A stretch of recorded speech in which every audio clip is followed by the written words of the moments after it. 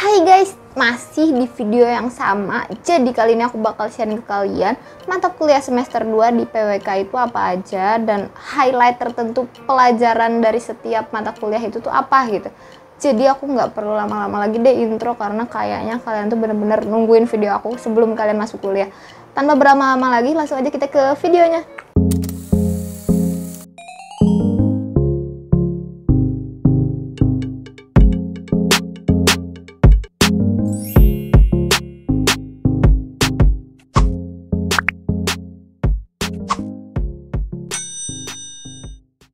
Hai guys, nah jadi di semester 2 di PWK itu kuliahnya udah mulai menjurus ke mata kuliah yang memang istilahnya tuh data gitu ya, lebih ke data yang akan kalian lakukan dan kalian olah. Itu tuh akan menjadi apa gitu. Itu tuh jadi tahapan semesternya tuh kayak gitu. Jadi di semester 2 kalian udah harus mulai fokus dengan mata kuliahnya. Tapi di sini biasanya ada oprek-oprek gitu deh. Kan semester 1 biasanya pengenalan mahasiswa baru, jadi semester 2 tuh biasanya ada oprek-oprek atau open recruitment dari organisasi-organisasi. Kalian harus banget sih, wajib banget ikut biar soft skill kalian juga diasah. Jadi nggak cuma hard skill atau mata kuliah yang kalian pelajari biar kalian pintar, tapi kalian juga perlu mengasah soft skill gitu ya.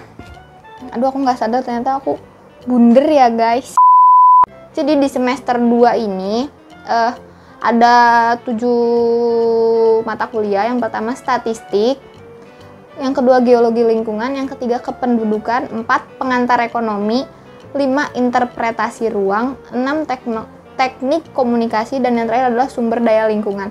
Nah, di sini aku bakal nge-highlight beberapa mata kuliah yang memang mata kuliah lanjutan dari mata kuliah semester 1. Contohnya di sini pengantar ekonomi. Nah, di video aku sebelumnya yang ini aku ngebahas tentang mata kuliah kewirausahaan atau dasar-dasar dari kita itu memulai istilahnya bisnis plan kayak gimana kayak gitu. Nah, mata kuliah lanjutannya yaitu adalah pengantar ekonomi. Di situ kita lebih makro, istilahnya udah tahu nih basicnya. Kita sekarang makronya dulu nih, tahu apa sih ekonomi itu kayak gitu. Terus di ekonomi itu belajar apa aja kayak gitu kan. Terus tuh data-data ekonomi yang bisa kita baca tuh apa aja, ini tuh apa, PDB tuh apa, PDRB tuh apa, kayak gitu loh pengantar ekonomi. Biasanya aku dan temen-temen tuh nyingkat pengantar ekonomi tuh pengek sih guys, karena kepanjangan ngomong pengantar ekonomi gitu. Nah, jadi di pengek itu belajarnya secara highlight kayak gitu, jadi masih pengantar, masih awal-awal. Tapi kalian jangan menyepelekan setiap mata kuliah di PWK ya, biar nggak kayak aku nyesel gitu. Aku sempet nyesel karena aku semester 1 dan semester 2 tuh IP semesternya tuh kurang bagus, karena aku merasa kayak kaget gitu kan sama mata kuliah yang ada, dan aku kayak udahlah gitu, udah aku let it flow aja. Itu salah sih, harusnya kalian harus ngikutin terus ya. Nah, lanjut dari mata kuliah lanjutan tadi, ada juga mata kuliah lanjutan dari PPWK atau pengantar perencanaan tadi, yaitu adalah interpretasi ruang. Nah, setelah kita diajarin apa sih planner, planning, dan plan itu, dan urban itu apa, regional itu apa, kalian bakal diajarin cara menginterpretasi, atau definisi dari interpretasi itu kan menggambarkan atau mendefinisikan atau mendeskripsikan, ya itulah pokoknya suatu ruang.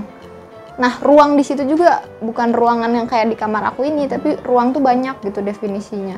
Aku bakal buka juga ini ya materinya ya, karena interpret itu materinya tuh lebih banyak ke desain, urban desainnya. Jadi istilahnya merujuk ke lab perancangan kota. Nah, lab perancangan kota. Interpret itu dia lebih belajar kayak morfologi ruang, terus pola ruang. Kalian mulai diajarin site plan itu seperti apa, kaidah dari site plan itu seperti apa. Terus kalian tuh diajarin juga di interpret itu kebutuhan ruang itu seperti apa, dasar-dasarnya itu yang kalian harus ketahui itu bagaimana kayak gitu. Aku suka sih di sini karena di interpret itu istilahnya mulai ke planner-planneran yang ada arsiteknya gitu. Istilahnya kayak mendesain gitulah ya, Wak. Nah, jadi interpret itu materi yang istilahnya menjurus ke lab perancangan kota itu. Kalau kewirausahaan dan pengantar ekonomi itu dia masuk ke penjurusan atau istilahnya materi yang lebih berfokus kepada lab wilayah atau laboratorium wilayah, dimana itu tuh ilmunya lebih makro kayak gitu. Nah selanjutnya yaitu teknik komunikasi. Ini tuh mata kuliah yang menurut aku keren banget. Kenapa aku bilang keren banget? Karena teknik komunikasi ini tuh kita diajarin gimana caranya kita tuh berkomunikasi. Jelas lah ya, namanya juga teknik komunikasi. Terus kalian harus tahu satu lagi. Di sini tuh kita diajarin gimana caranya kita bisa mengikuti zaman, yaitu mengedit video, bagaimana cara ambil angle kamera, bagaimana cara nge-shoot ekspresi kayak gitu, terus nge-shoot yang setiap momen itu berbeda suasana gitu kan. Terus aku tuh di sini mata kuliah teknik komunikasi itu dapat tugas besar, yaitu bikin film. Kalian bisa lihat film aku yang aku pernah buat waktu teknik komunikasi itu, aku pernah buat filmnya dan aku upload di YouTube. Karena itu tugas juga ya, jadi kalian bisa klik. Nah di situ keren banget sumpah, karena kita juga diajarin semuanya istilahnya kayak perfilman gitulah. Wah aku juga bingung gitu, kayak PWK kok belajar film ya, tapi aku bangga aja gitu. Nah pokoknya istilahnya tuh di teknik komunikasi tuh lebih ke kayak gitulah, bagaimana kita jadi orang ekstrovert. Buat teman-teman yang introvert atau mungkin ambivert gitu ya, kalian tenang aja karena pasti nanti ada namanya kan koordinator mata kuliah, teman kita sendiri. Nanti dia bakal istilahnya membagi rata kelompok, atau tergantung dosen ya gimana dia ngebaginya. Nggak mungkin semua orang ekstrovert itu bersatu jadi satu kelompok, yang introvert bersatu, karena pasti setiap orang dari masing-masing kepribadian itu dibutuhkan di kelompok itu gitu. Aku aja dulu introvert loh guys, kalian percaya kan aku introvert. Nah mata kuliah terakhir yang menurut aku perlu di highlight itu enggak, dua sih sebenarnya, semuanya sebenarnya perlu di highlight, cuma yang aku suka gitu ya, yang menurut aku ini ya statistik gitu. Jelas kan kita belajar statistik itu penting, karena di PWK tuh ajaran dasar ilmu statistik tuh bener-bener ngaruh dan istilahnya bermanfaat buat kita ketika kita sudah menghadapi dunia kerja kayak gitu. Jadi di statistik itu kita diajarin data-data spasial, terus diolah datanya melalui SPSS tersebut yang udah kita pelajari di semester 1 yang mata kuliahnya itu TI. Nah di statistik tuh kita ngitung ngitung median, ngitung ini, ngitung itu, pokoknya data-data statistik lah. Kalian paham lah statistik pasti, ini mah bahasa awam juga orang tahu gitu ya Wak. Nah untuk mata kuliah geologi lingkungan sama sumber daya lingkungan itu sebenarnya mirip-mirip, cuma bedanya kalau yang geologi lingkungan itu lebih ke alam atau batuan, terus morfologi, terus kayak kontur itu kayak gimana, terus bentang alam itu seperti apa gitu kan, kita juga perlu tahu karena kita planner ya guys. Di situ aku pernah jadi asisten dosen mata kuliah geologi lingkungan, karena aku merasa seru banget gitu di geologi lingkungan tuh. Kalian jalan-jalan ngelihat bentang alam, ngelihat patahan itu kayak gimana. Di pantai ada patahan, jadi kalian tahu Jogja itu pantai apa nanti namanya, aku tulis di sini karena aku lupa. Itu tuh keren banget karena dia itu pantai tapi ada patahannya. Patahan tuh kayak istilahnya ada gunung apa-apalah ini ya Wak, lupa aku sampean, lempeng yang dia gini tapi dia patah gitu. Itu keren banget sih. Pokoknya geologi lingkungan tuh bakal jalan-jalan terus lah, dan kalian bakal ketemu asdos-asdos lainnya. Dan untuk sumber daya lingkungan itu tuh mata kuliahnya menurut aku kurang paham ya, maaf gitu, aku kan nggak manusia sempurna jadi nggak perlu memahami semua materi.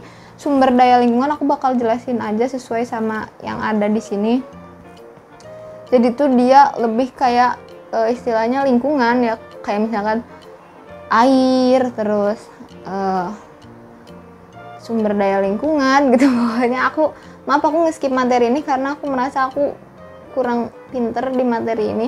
Istilahnya dia belajar buku, yang penting tuh kalian punya buku ini nih, aku tahu bukunya dari Chai Asdak. Chai Asdak tuh penting banget bukunya karena dia membahas sumber daya lingkungan tuh secara makro itu seperti apa, terus climate change itu kita menghadapinya dengan cara apa, meminimalisir climate change itu seperti apa kayak gitu. Jadi materinya tuh lebih kayak gitu perlingkunganan lah, kayak degradasi lingkungan itu seperti apa, cara mengatasinya seperti apa, karena kan kita planner ya. Biasanya yang temen aku yang pinter di sumber daya lingkungan tuh dia kalau belajar kayak gini tuh biasanya masuk di WWF, terus di WHO, WHO apaan sih? Pokoknya yang di Greenpeace, yang kayak gitu-gitu loh, yang benar-benar istilahnya mendukung terjadinya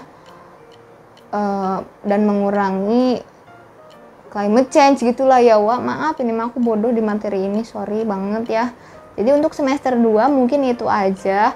Kalau memang kalian mau aku bedah materinya yang mana, yang aku bedah banget, aku bakal bikin, tapi mungkin agak lama ya, karena banyak yang request materi-materi.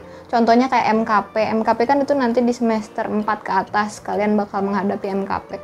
Jadi aku bakal sharing dulu per semester ya guys, sabar untuk yang request MKP, nanti mungkin aku selingin videonya di uploadan aku. Jadi makasih udah nonton video aku yang semester 2 ini. Jangan lupa nonton video yang semester 1 buat kalian yang belum tahu. Oke, bye bye.